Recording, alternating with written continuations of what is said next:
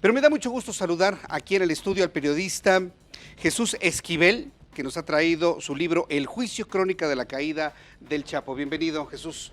Gracias por estar aquí con nosotros. Uno de los periodistas que más ha investigado el tema del crimen organizado, del narcotráfico en nuestro país. ¿Qué tiene la historia del Chapo en toda esta crónica de su caída que le ha de alguna manera dado la idea a Jesús Esquivel para escribir este libro? Primero era acabar con aquel mito de que el Chapo era el gran capo de capos de México y del cártel de Sinaloa. En segundo lugar, exponerle a los mexicanos, a los lectores, las diferencias del sistema judicial de Estados Unidos y el nuestro. En primer lugar, porque aun cuando se trataba de un narcotraficante muy conocido a nivel internacional, él no era culpable hasta que le demostraran lo contrario, y para eso fue el juicio. Y por último, exponer la corrupción por narcotráfico tanto en Estados Unidos como en México, con las evidencias que se presentaron en ese juicio a lo largo de las 38 audiencias que se celebraron en Brooklyn, Nueva York. ¿Por qué Jesús Esquivel descubre que el Chapo no era el capo de capos? Siempre lo he dicho, porque al Chapo es una figura mediática que le encantan las cámaras, que su nombre se menciona en los medios de comunicación, y porque fuimos víctima los medios de la DEA. La DEA fue la que empezó a resaltar la gran figura del Chapo desde sus fugas.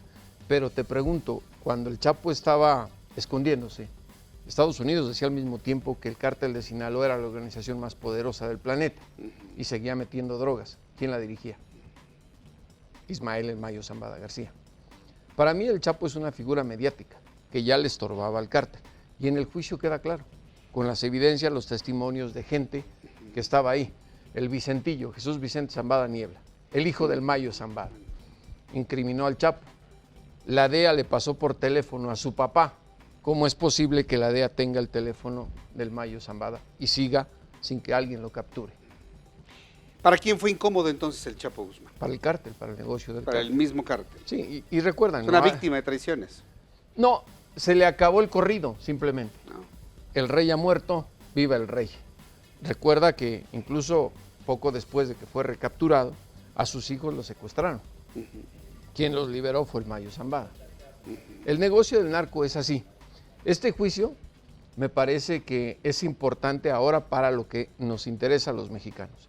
Durante un sexenio, sobre todo el de Felipe Calderón, nos acostumbraron a los muertos. Las consecuencias de una guerra sin características de efectividad contra el narcotráfico nos tiene al país todavía pagando las consecuencias de inseguridad. En este juicio, el gobierno de Estados Unidos expuso una serie de evidencias que deberían ser investigadas por México. Se mencionaron nombres de políticos, de presidentes pagados por el narcotráfico. Escuchamos a la voz del Chapo Guzmán en las grabaciones telefónicas dirigir operaciones del trasiego de drogas e incluso darle órdenes a un elemento de la Policía Federal. Deberían investigar, se mencionó el nombre de Genaro García Luna demasiadas veces, fue el secretario de Seguridad Pública y no pasa nada. La obligación me parece que esto, no este libro, las evidencias en el juicio son una gran oportunidad para investigar. Ahorita me llamó la atención Jesús Esquivel el decir, bueno, en tiempos de Felipe Calderón se nos acostumbró a los muertos, porque los muertos se mediatizaban, porque los muertos siguen, ¿eh? Y la cantidad de muertos que hubo con Enrique Peña Nieto y la cantidad de muertos que van ahora rivalizan con ese año, ¿eh? Lo que yo digo, que nos acostumbraron a los muertos, te lo voy a decir en qué sentido. ¿Recuerdas cuando en el sexenio de Vicente Fox se dio el caso de los decapitados en la discoteca en Michoacán? Sí. México se escandalizó. Sí, no fue una cosa. Ahora dime si es nota un decapitado, un encobijado. Nos acostumbraron a los muertos. En el día y al Ya día no nos siguiente, sorprende la siguiente nada. nota. Sí, hemos perdido la capacidad de asombro. Y veo que muchas personas no han perdido la capacidad de asombro de lo que ha sido la vida del Chapo Guzmán, que en esta descripción, a reserva de leer a profundidad este muy interesante libro, pues queda como una persona del show, del espectáculo, un guión de película. Déjame decirte que en algún momento, por eso fue la intención de escribir, en algún momento los periodistas que entrábamos, y de los muy pocos que fuimos todos los días, yo sentía que formábamos parte del elenco de una narconovela, pero sin perder de vista que no estábamos en una narconovela o en una película, estábamos en un proceso judicial.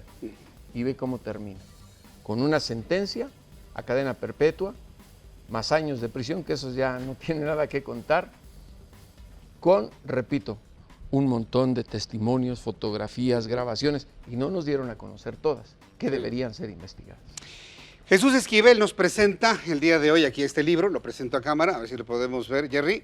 Sí, ahí lo tenemos perfectamente. El juicio, Jesús Esquivel, de Editorial Grijalvo, ¿ya lo podemos encontrar? Sí, ya está en todo. El viernes es la presentación. El viernes es la presentación, ahí estaremos, ahí lo tenemos, aquí lo tenemos, El juicio, Editorial Grijalvo, para que puedas ver la portada, y si tú eres de las personas que se interesan en conocer esta historia, bueno, creo que este es un libro obligado. Jesús Esquivel, periodista, muchas gracias por estar aquí con nosotros. Gracias a ti por la invitación. Mucho éxito en la corresponsalía en Washington y en los programas que actualmente ofreces tus servicios informativos. Gracias. Mucho éxito. Gracias, Jesús Esquivel, hoy aquí en el Heraldo Noticias.